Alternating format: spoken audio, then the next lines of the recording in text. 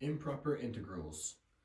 These are integrals that either have some whole or discontinuity in them, such as 1 over x dx from -1 to 1, where it's undefined at x equals 0, or integrals that involve infinity.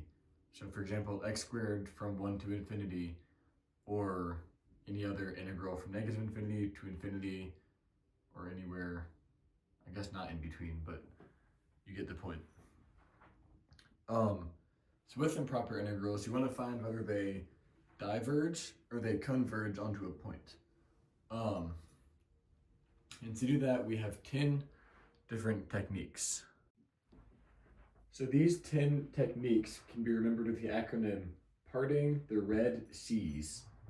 So the P stands for P series. The A stands for alternating, which I will not be covering in this video because I haven't learned it yet. The R stands for root, which same thing. The T is for telescopic. The I is for integration. The N is for nth term. The G for geometric.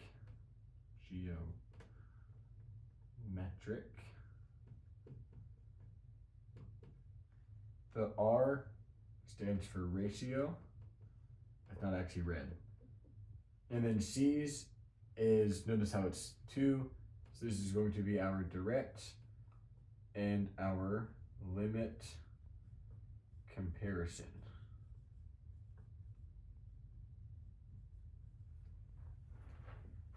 And I will not be covering ratio either.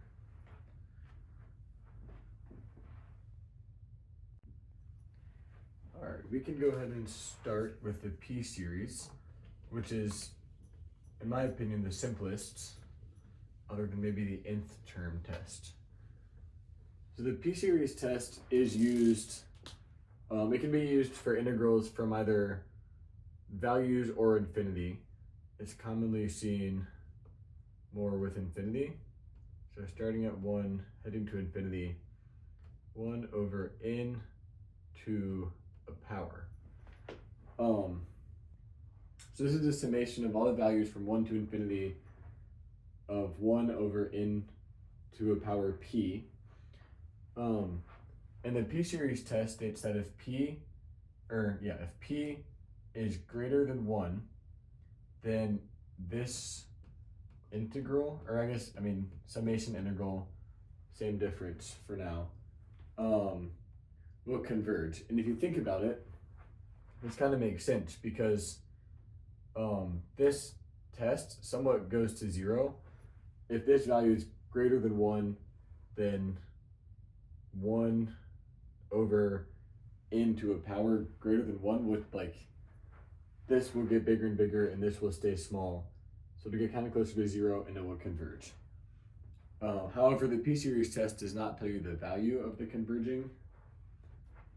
And then if we change this to be P is less than 1, then this will diverge.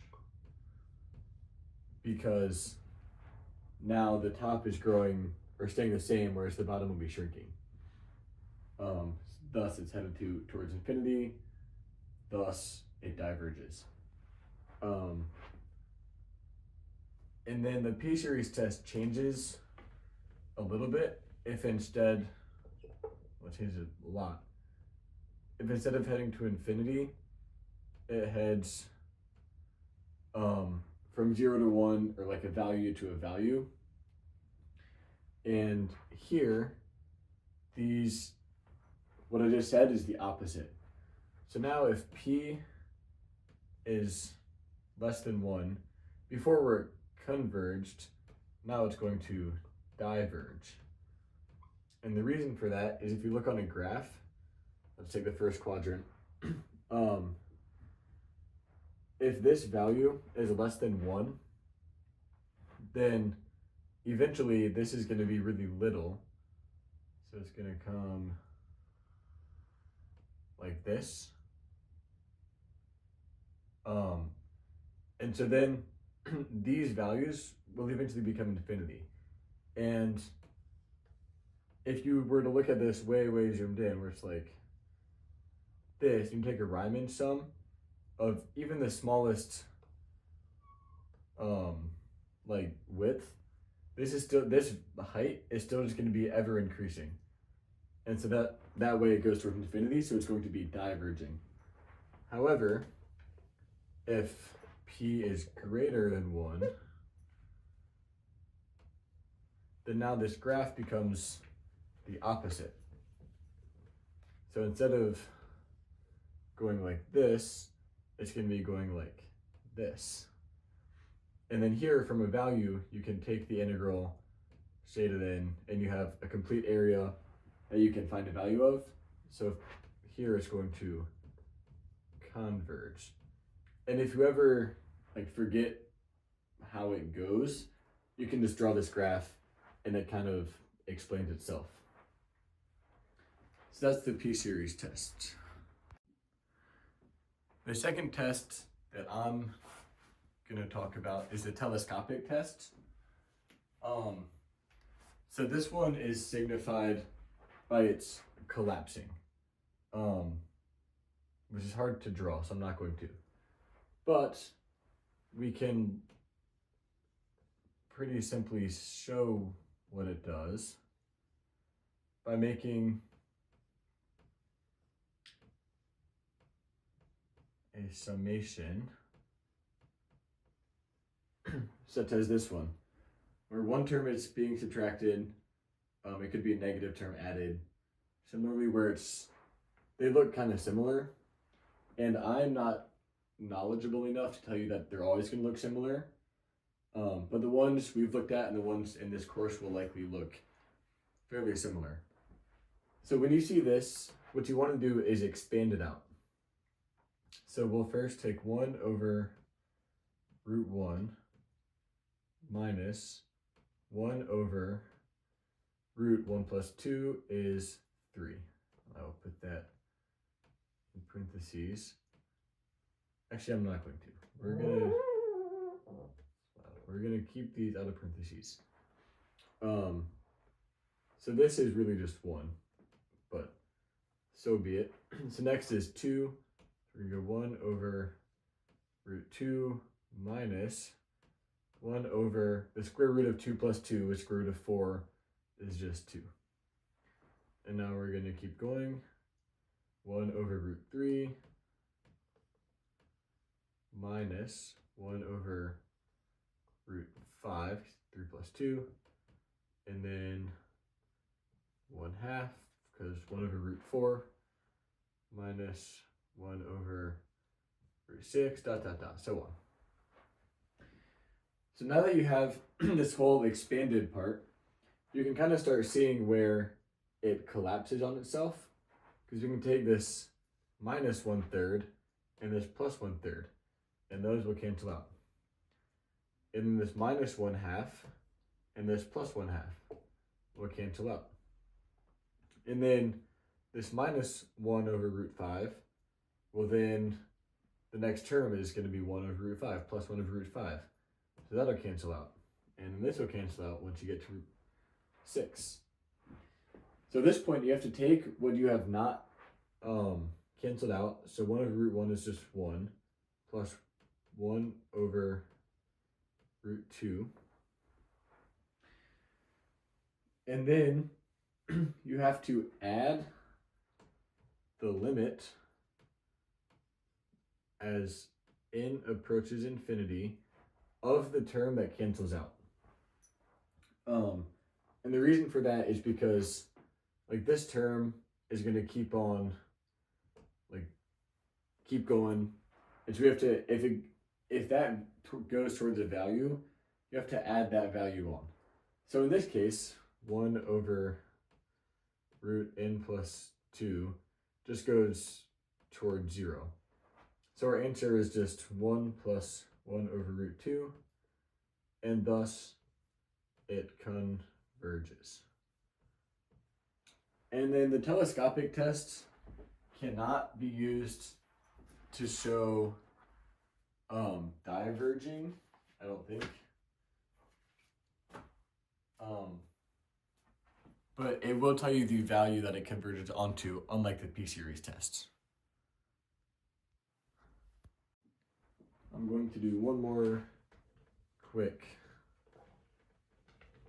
telescopic series problem, just to show some of the ways it can be done.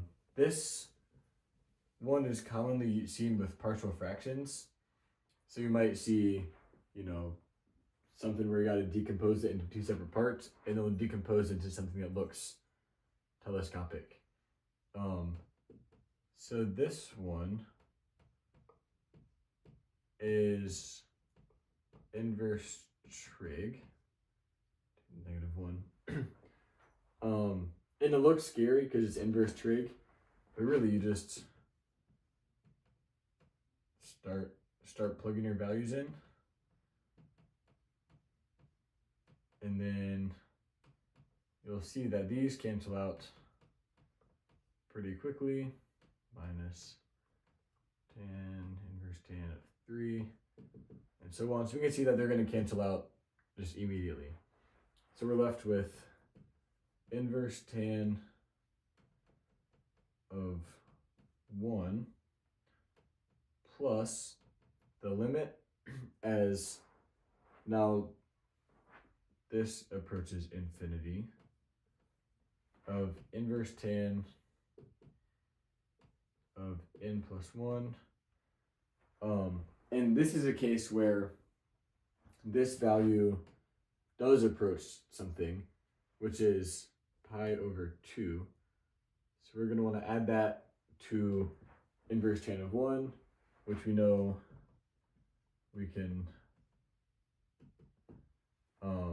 solve out just by swapping these, and then you end up with pi over 4. So then you get pi over 4 plus pi over 2. And then your answer is that 3 pi over 4, which could also be written as negative pi over 4 or something else using the unit circle. Okay, on to integration. So this technique is kind of my failsafe personally. It's just using what we've already learned in practice. So we'll just look at this problem. So when using integration, there are 3 conditions you must check before you move on to anything else. So the first check is that it is continuous. The second is that it is positive. And the third is that it is decreasing. So continuity is checked using our red pairs continuously repeat everything they learn. This is a polynomial. I mean, you can just kind of like intuitively figure it out that it's continuous because the bottom number equals 0. Done. So that condition is met. Positive, you have to plug every number in on the domain to make sure that it is still positive. In this case, this bottom is square, so it of course will always be positive. It's not always that lucky, but you can figure it out. And then decreasing, you can figure that out by taking the first derivative, which, as we know, 2n plus 3, it's that, and then power rule, and then chain rule. So you end up with -4 times 2n plus 3. So in this case, it will always be decreasing. So those are met. It's positive and it's decreasing. One important note about the decreasing is that you can have some values be negative if it's only the first few. So let's just say in theory that your derivative was 100 minus x. We'll keep it simple. This would meet the decreasing standard, because x is sufficiently large, or the domain of which is decreasing is sufficiently large, because as it goes to infinity, these first 99 terms are going to get trumped by the infinity, which is just so enormously massive. But as long as like the tail end is decreasing, then that condition can be met. So after you meet your conditions, then you're going to rewrite this summation notation as an integral. So we're going to go from 1 to infinity. Actually, I'm going to go ahead and write this as the negative power. And this is where this improper integration is different from regular integration. In regular integration, it's from a value to a value, and that's how an integral needs to be. But in this case, it's a value to a concept of a value. And so a quick way to fix that is to make it a value to a value, and this value is represented as approaching infinity, but it is not infinity. And then you can go ahead and rewrite 2x plus 3 to the negative 2. Don't forget ownership. And so now we can go ahead and take the integral, which we can, of course, get to be negative 1 over 2x plus 3. And you can't forget to write your limit statement for every single part of this problem until you circle an answer. So then we're going to find I got that derivative wrong. This should be a 1 over 2 times 2x plus 3. So from here, you go ahead and plug in your values, do the subtracting. Don't forget the limit. Now you're going to get negative 1 over 4b plus 6 minus this negative 1 over, plug 1 in, you just get 2 times 5. And then you have to compute what these values equate to. So this is going to end up at 0 because the limit as b approaches infinity of anything over b will equal 0 as the bottom grows faster than the top. And this is just simply 1/10. So because this integral equals 1/10, we can conclude that it converges. And that is your answer. If this had equaled infinity or negative infinity, then it would diverge, and you would just write similarly equals infinity, and then therefore it diverges. And you might also want to add by integration, but probably don't have to because this one is less test-y than the other techniques. All right, so the nth term test is by far the simplest. And there's only 2 results you can get, which makes it a little bit pointless, but that's okay. You can get either that this series diverges or that it is inconclusive. Thus, you must use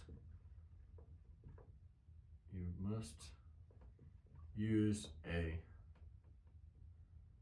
that's an a different test. So those are your 2 results, but let's figure out how to get there. So the nth term test is really pretty simple. All you got to do is take the limit of what's given here.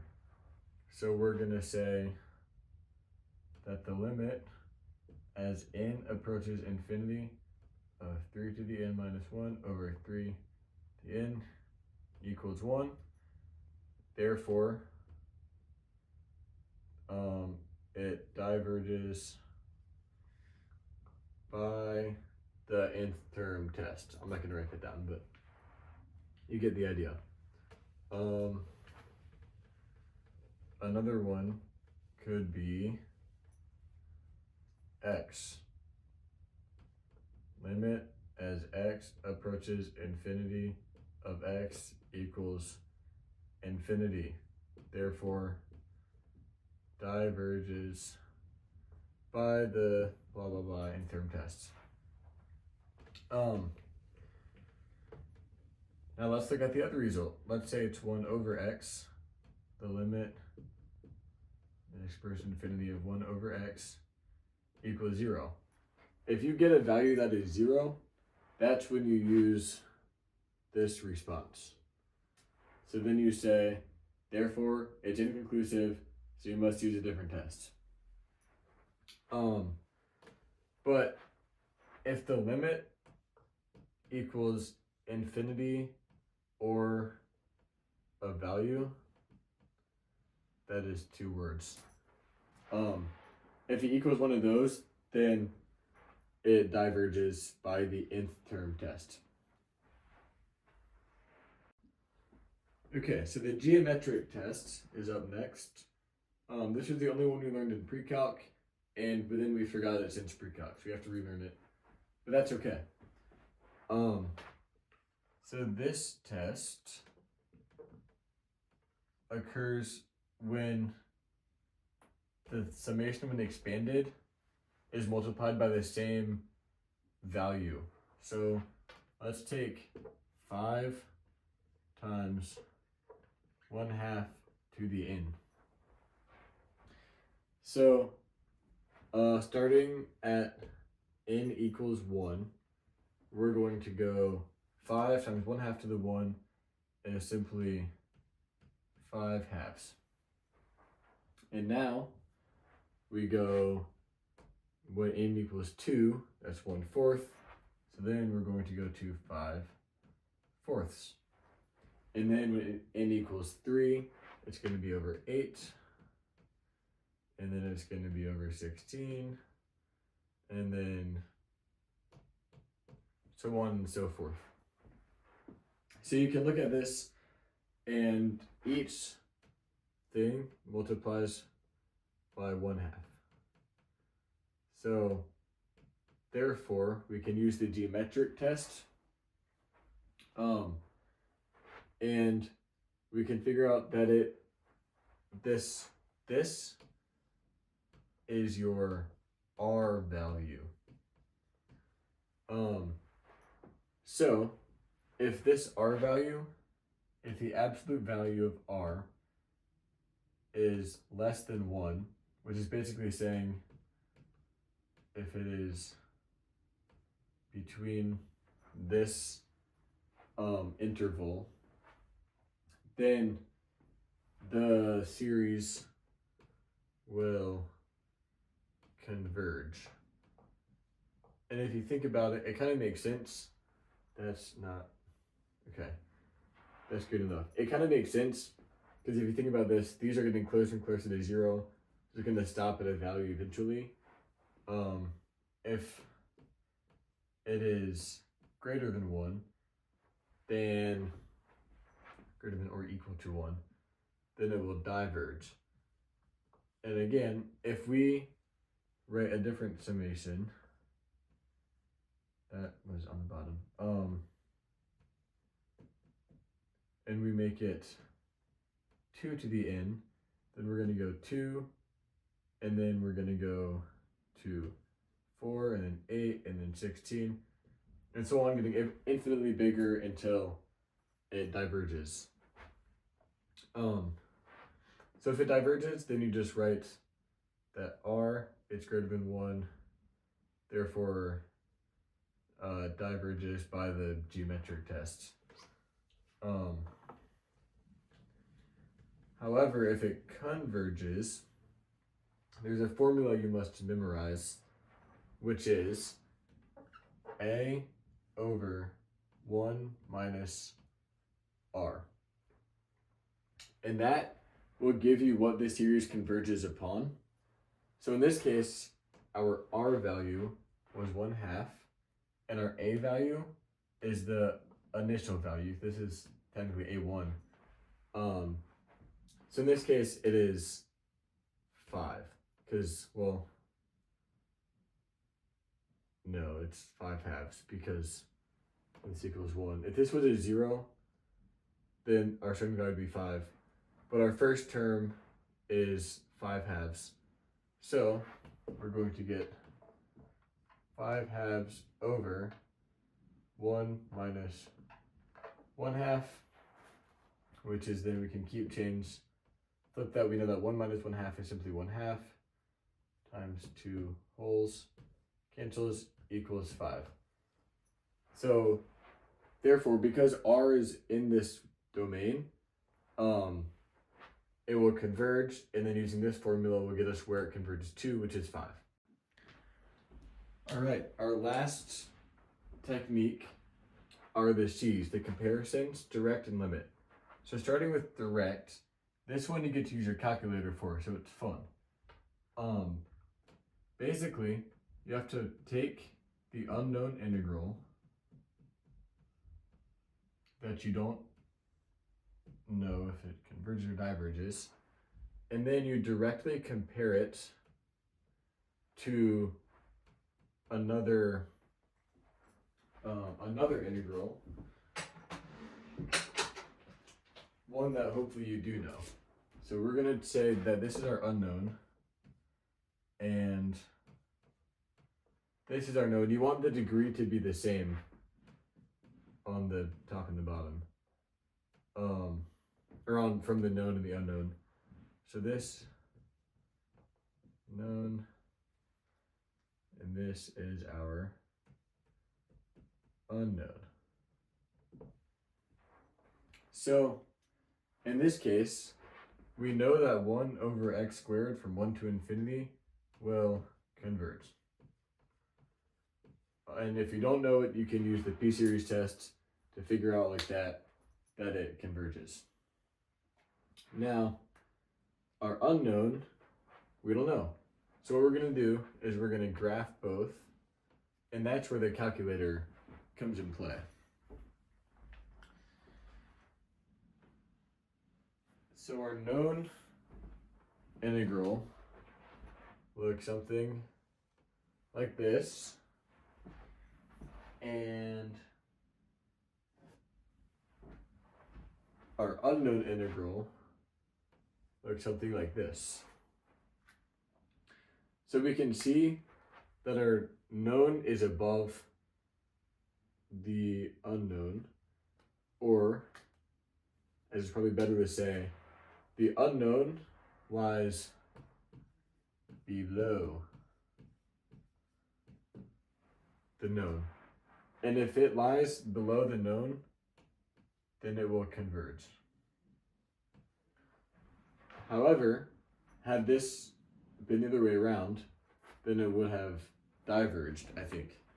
Direct comparison, I don't fully understand, so I apologize if anything is wrong. But this is below it, so it will converge. There you go. If you were to take a different problem, I'm cheating off our packet right now, so I'm not smart enough to do this myself. Let's take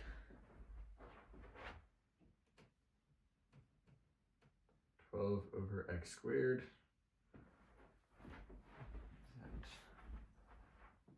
From 0 to 1. Okay. So 0. That's a 1. That's a 0. So again, similar problems. We're going to erase what we know.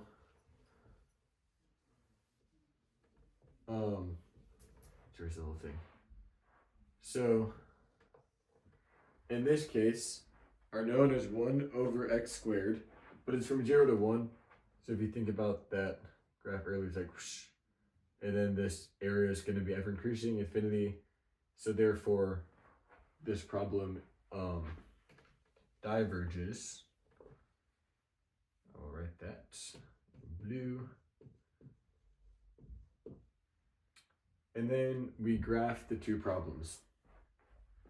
So 1 over x squared will look something like this. And then 12 over x squared will be bigger than that, probably, or something. Yeah. Then 12 over x squared, which the calculator would tell you, is like that. And in this case, our unknown lies above. So it diverges also.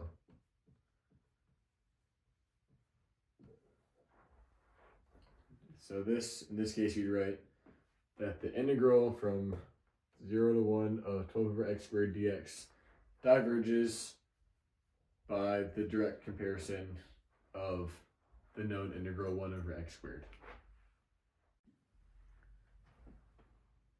So limit comparison is very similar. They'll give you an unknown integral, and we don't know where that goes to, but we can compare it to a similar problem. So this is our unknown, that's good writing, and then we can pick our known. You want the degree on the bottom to be like roughly the same. So we can kind of ignore this constant and then say this is just 1 over n. So that's what we're gonna compare it to. And then you have to take what you know, which in this case is 1 over n, and you're gonna build your base off that. So this is your base, and then you're gonna put the known on the top, and then you're gonna take the limit as n approaches the funky value, which in this case is infinity. And then from there, you just solve. So we can low-key keep change flip this, and you get into the fourth from this n popping up over into the fourth plus 1. And then of course, as n approaches infinity, it will be infinity over infinity. And then you can keep doing infinity over infinity until you end up getting 1. So this value means that we can use this test. If this equals 0 or infinity in the end, it is inconclusive and we must use a different test. But since it's 1, we can use it. So then we would say